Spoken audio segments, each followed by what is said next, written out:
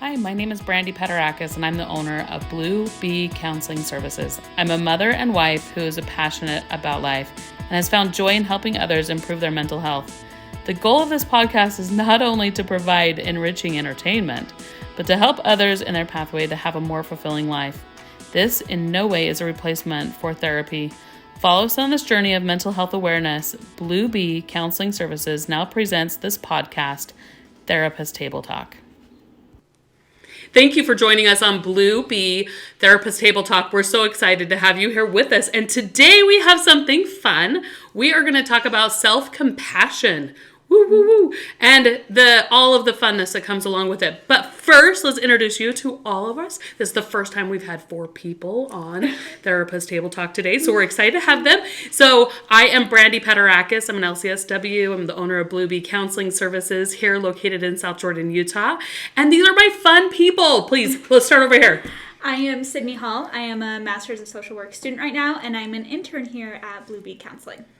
Same. I'm Sarah Tolman, and I'm also a master's level intern at Blue Bee. And I'm Kimberly Jensen, and I'm an LCSW that works at Blue Bee. She's the wisest one of us all. Oh, That's true. Okay, we're going to talk really good things about Kim all through this. But first of all, the fun part about self-compassion is we had a book club for Blue Bee Counseling, and we decided to do a podcast right before our book club. So they're going to be coming in just a little bit, which we're excited to hear. But we thought, let's talk a little bit about self-compassion. This is such an important topic that I find is so important with all of our clients that kind of walk in the door. And so let's dive in. What are some components about self-compassion that you guys found so interesting about this book? I'll start. Perfect. One of my favorite things that she talked about in this book is that self-esteem is incredibly important, but sometimes self-esteem can become kind of harmful when it's taken too far, or we have to check off these boxes and it's kind of conditional, right? Mm-hmm. But practicing self-compassion in its true form only ever gives you the positive benefits of self-esteem.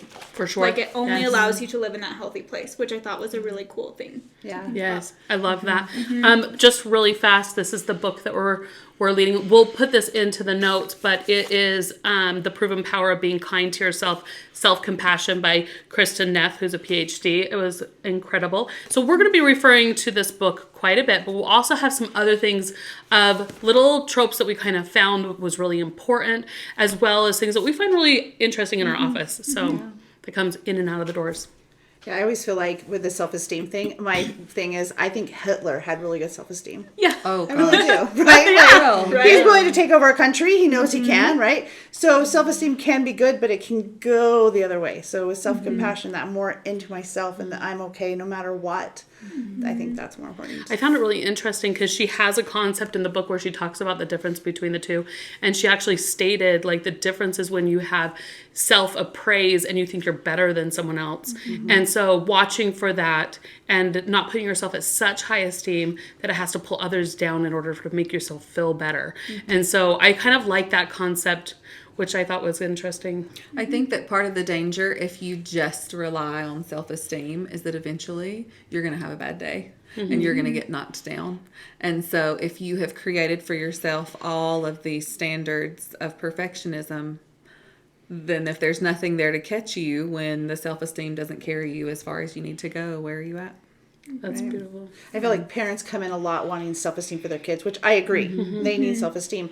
But whenever I say, well, have a self-compassion. Have that ability to make a mistake and still love yourself. And they're like, no, that's what I want, right? Exactly. Trying to explain the difference. Let's have that instead, for sure. I love that. Yeah. That is a wonderful concept. One thing that I work on a lot within my therapy practice is I pretty much have defined it down to 3 areas.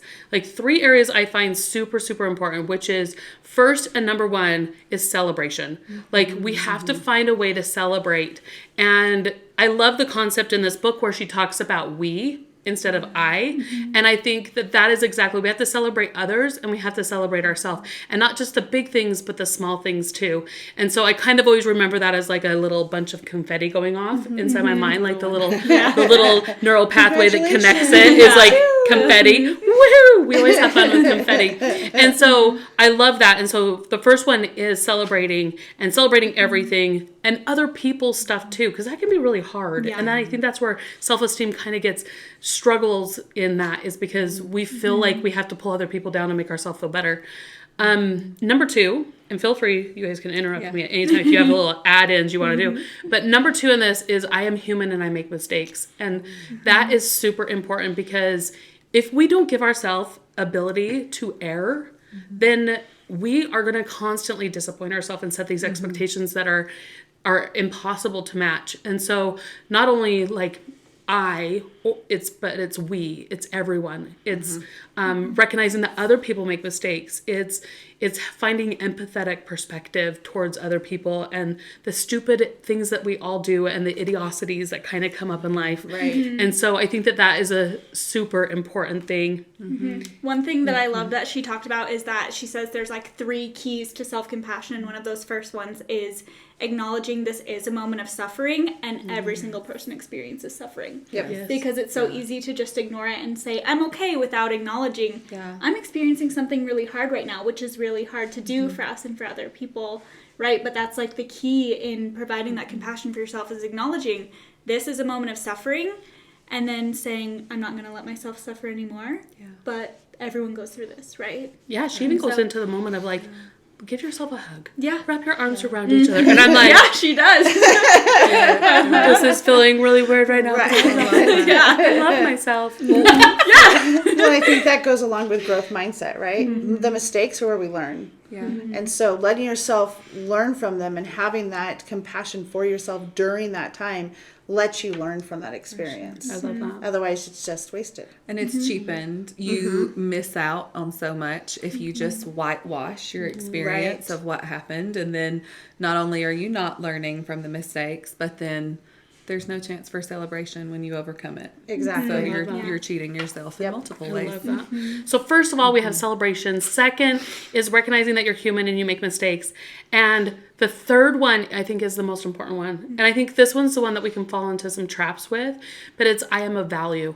And recognizing that I hold value in the world around me. I'm valuable in my home as a mother.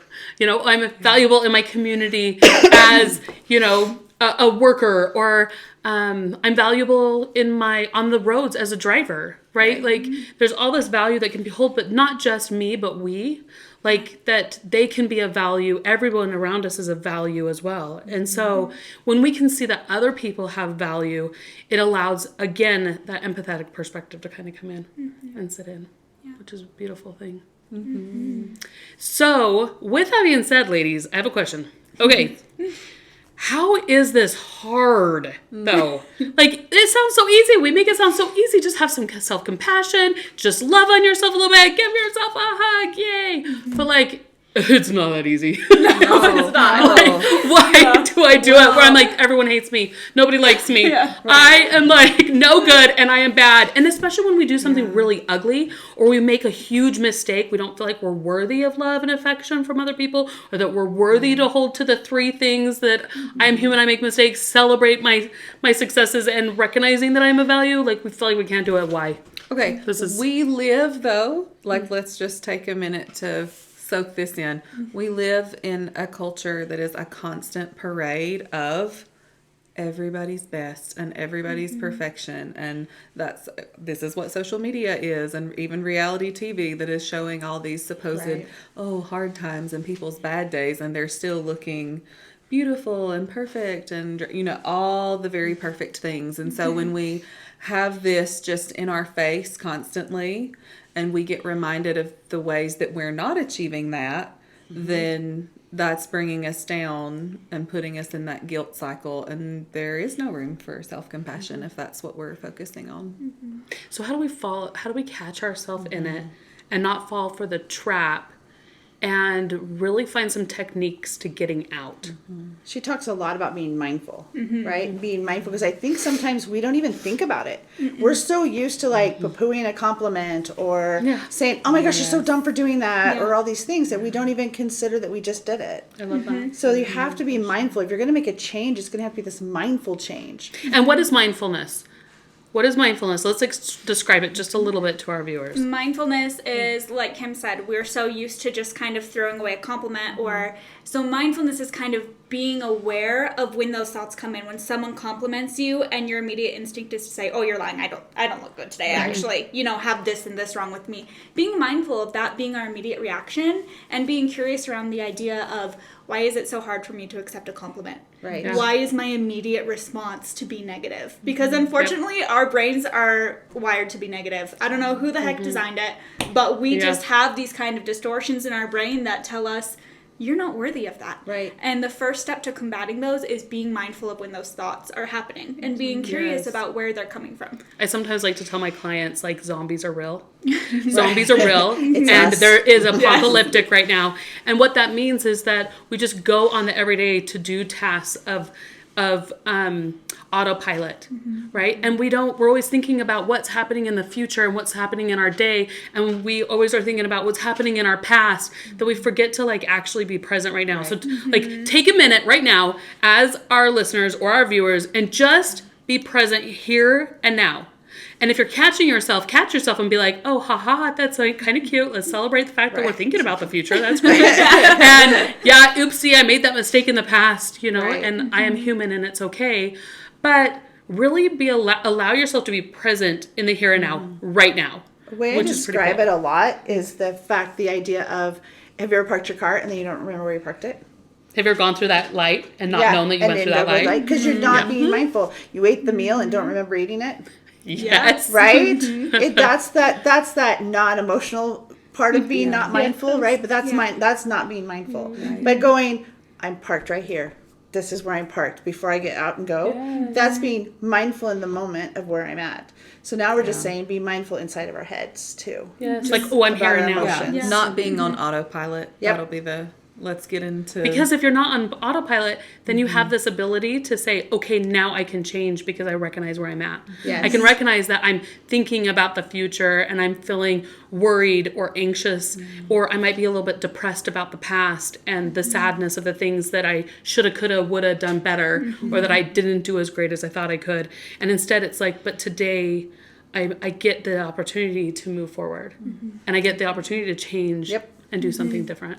There was a visual she used in this that I really loved, and she was talking about how so many of us wake up in the middle of the night anxious. And the first thing that people tell you to do is think of something positive, which is like the most impossible thing to do in that moment, right? We've all experienced it. Right. And she talks about picturing this illustration of like creating the storm in your mind, looking at the dark clouds and the thunder and the lightning and the rain coming down, and just kind of picturing the storm moving to a different part of the sky, right? And kind of feeling that and being mindful that it's happening, but kind of separating yourself from it a little bit and visualizing that and visualizing the storm going away. Rather than just try to focus on something positive, because that's the most impossible thing to do when we're in that negative brain space.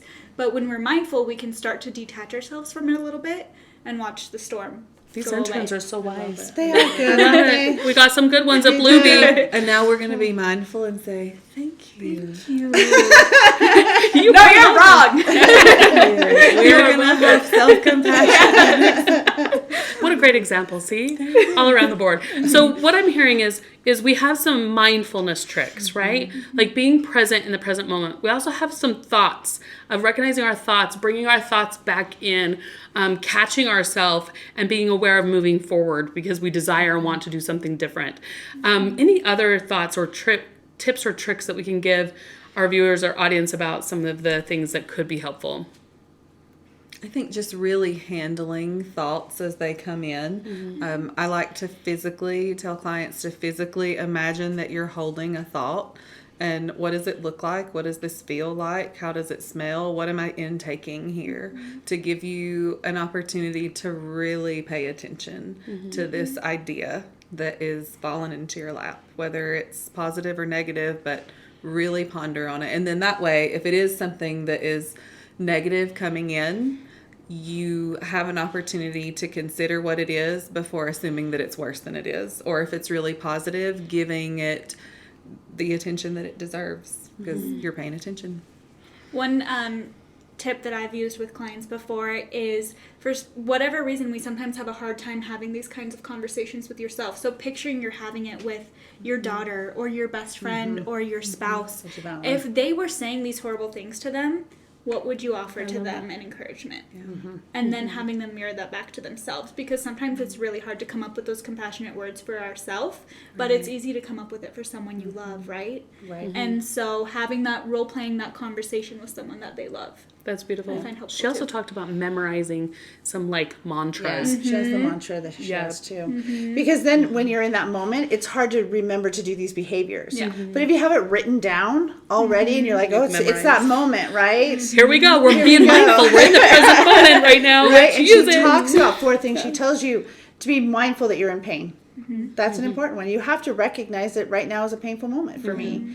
Also recognize that suffering's part of life. Oh, I'm not the only one, right? It's the we. yep. We're all having that experience, right? And then she says, bring caring and concern to yourself, right? Like into your current condition, like, man, this is hard for me. And she does it in this like cute flowery language, but I think it has to be your language, Yes. right? Like what's going to mean it to you. And then finally, she just, be intentional, be compassionate to yourself. So make a statement that says, I understand you're in pain. But I'm here and we're going to get through this and this is where I'm moving forward, right? Like, so have this intense little mantra written out or memorized in your head. So when those days are there and it's too hard to come up with them, you already have it done. I love that. And I also think that it's so valuable to have them memorized. You know, you kind of go back to those mantras and you use them over and over when they're memorized. And if not, then go back and do it at a later date and say, oh, if I could do it over again, this is how I would have done it, or I could have done it, and this is the trap that I fell into, and oopsie, like, I made a mistake, you know, and let's go back, okay, if it happens again, I'll do my best to try to go forward, and that's that self-compassion of allowing it to set in. Definitely. Well, this is really beautiful. Yeah. I love this. This topic is one of my favorites. I'll be honest with you. I've been holding off on doing it because I love it so much. I didn't want it to be over. No, I want the podcast to like go through all the glitches, get all the ugliness out, and then we can get to this one. And this is like the gold mine of everything. I just feel like there's so much here to talk about and so much to do. Yeah. But I think the reality is sometimes we just have to recognize that we've been here before. You know, I've been here before. I've been in the ugliness. I've been in the pain. I know how to get out of this. And maybe it's not, it's really deep right now, or it's really hurtful right now. And it's that hope. You know, and finding those people around us that have been through it. How did you do it when you went through that pain that you went through? And asking questions and surrounding yourself with allies and people that you know of a support system that love you. And if not, and you're one of those COVID babies and you're stuck inside your house and people are just not your thing, then this is the time where you can give it to yourself. And she really talks about that in here, is don't be reliant on other people to give it to you. Allow yourself to give it to yourself and find ways to give it to yourself. And there's so much meaning and importance in that. So thank you for joining us. We're so glad to have you. Next time is going to be really, really fun. We actually get Sydney and her husband is coming in and we're talking about the school system. Yeah, fun stuff. Yeah. A lot to share. Yes. So if you are a parent that is dealing with some kids that might be struggling in school, maybe even some autism or some other things that might be getting in the way for those young elementary kids, maybe we might even slip in some like teenage issues as well, then definitely tune back into our next podcast, because you're going to be really excited to hear all the tips and tricks that Sydney and our high school high school teacher, I was going to say high school lover, but it's not lover. A high school teacher husband is going to come in and tell us all of the do's and don'ts. And it's going to be actually a quite fun little podcast. So you're going to want to stay tuned. In fact, if you'd like to watch us, please watch us. You can find us on YouTube. We're a lot funnier in person. I'm telling you. Yeah, that's true. Anyway, have a wonderful day, and we will see you next time.